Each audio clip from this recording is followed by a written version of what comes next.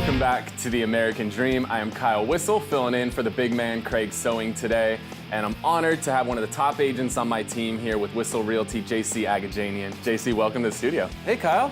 I am very excited to have you here because you are the very measured, very consistent guy on the Whissel Realty team, and you're kind of the guy I look to when I want to know what's going on with the market. So. For somebody who's watching the show today, give us a little insight on what's happening here in the San Diego real estate market. Well, hey, first, thanks for having me on the show. I know you're not Craig, but we'll take it anyways. We'll take it, right? Yeah. It's just a better looking version of Craig, right? I'm telling him you said that. Anyways, no, yeah, it's, gosh, this year has really started off with a bang. I mean, you know, a lot of people, a lot of our viewers know it's usually a little slower, December, January, but boy, as soon as New Year's ended, like, people came out of the woodworks. You know, lots of people interested in properties, interested in talking about maybe selling their property. So we started off crazy right away, and it hasn't slowed down. I know since Trump got elected, the stock market's at all-time highs, so you're seeing that trickle over into the real estate market. Yeah, you know, I think despite, you know, no matter where you fall in politically, people feel, I think, optimistic about the economy, that it's going to go well, and it's being reflected in our local housing market here in San Diego, for sure. So who's, you know, sitting in the right position now to take advantage of this market? Gosh, definitely people who are currently own. There's a lot of people, both towards last year and that we've been talking about at the beginning of this year, who are considering, they're just kind of sitting up and looking around and going, I'm sitting on a lot of equity that I didn't used to be sitting on. Maybe I want to move up, get something bigger. Maybe I want to move to a more desirable neighborhood. Or maybe I want to take advantage of this, find something smaller and go travel more or something. People are really feeling mobile because of the extra money they've got in their home.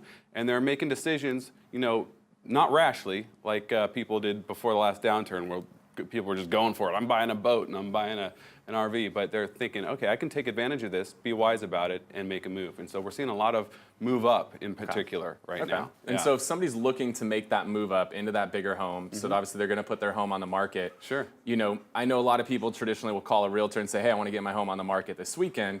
That's not the right thing to do. Yeah, there's well, some agents who aren't necessarily as professional will just say, yeah, let's throw it on the market and see what happens. And in this market, it's strong. It may sell, but you're not going to maximize the money you're going to get out of the property, and you're not going to reduce the amount of stress you're going to have. So there's a lot of steps that you can do. Okay, so give us a few of those. Yeah, I'll give you some good points. First of all, you want to talk to someone like myself or you at Whissel Realty about really taking an appraisal of the home, seeing what it's worth, what it would actually sell for in this market.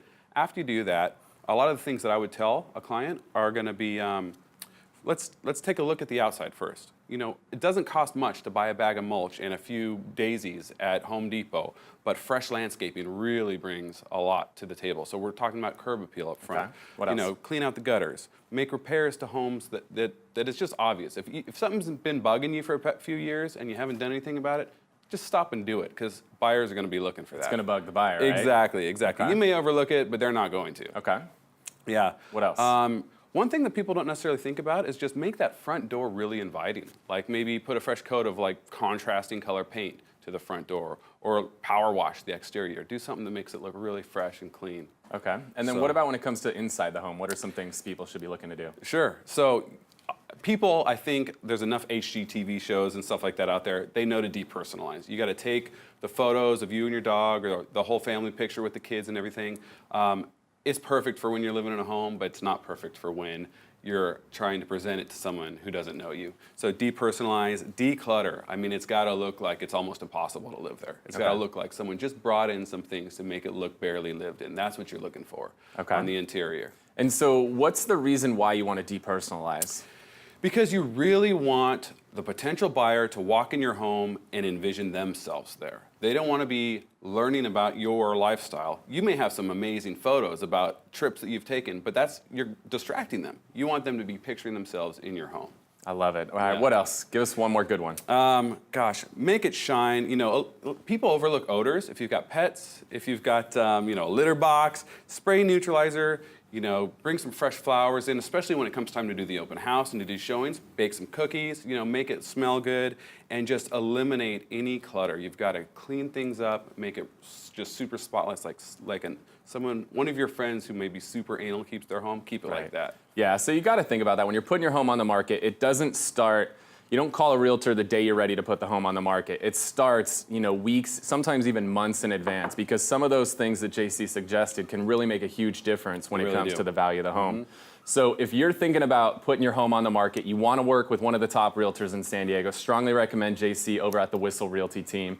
You can visit his website, jc.whisselrealty.com, jc.whisselrealty.com. JC, I really appreciate you coming on to the show today. Yeah, thanks for having and me. helping me fill in while I'm here for Craig. I really appreciate it. We're almost out of time here on The American Dream. We'll be right back.